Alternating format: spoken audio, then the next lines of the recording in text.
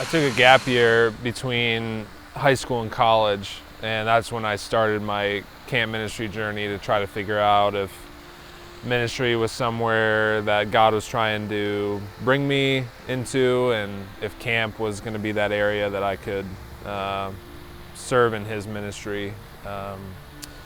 And so I went out to Colorado, and I worked at a camp called Red Cloud, and it was there that I experienced some really hard things. So the hardest experience that I had when I was at Red Cloud was during the summer of 2010, and I was 19 years old, and one of my campers, her name was Venus. She ended up dying in a mountain biking accident, and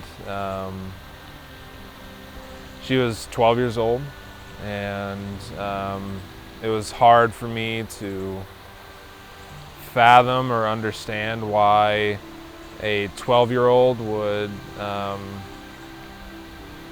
be taken away so early and so soon in their life. And I definitely had a crisis of faith following that event and that incident. You know, I still remember meeting Venus, and I still remember one of her first answers to one of my questions of, you know, if you could have anything and imagine what heaven would be like, what would it be like? And she thought it was swimming in ice cream. And that was a very 12-year-old response, but a very sweet one at that. And you know, I was helping her through high ropes that day, and you know, I had to go up there and kind of help alleviate some of her fears and help her physically get through the course because she was struggling with it. And you know, she was so scared to go down the zip line at the end, and she ended up doing it.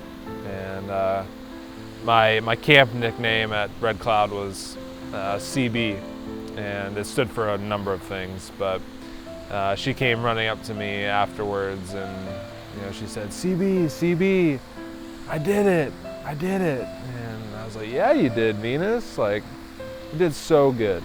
And I remember thinking to myself, what a cool girl, and you know, what an amazing experience for her to be able to overcome this.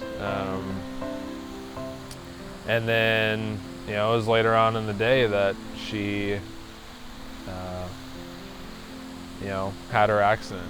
You know, I was about 100 yards away from the trail when I heard the call over the radio from my friend Callie about what was happening. And I remember taking off running to go and help, and then I remember just being stopped dead in my tracks by the voice of God.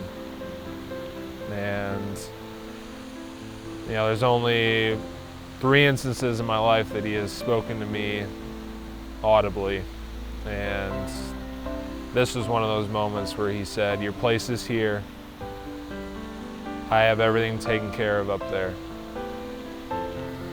You know, in camp ministry, you just can't think of a worse thing to happen to one of the kids that, you know, parents entrust you to take care of and to make sure that their needs are met, but that they're also safe. And that just didn't happen in this instance. And even in those small ways of my interactions with her have still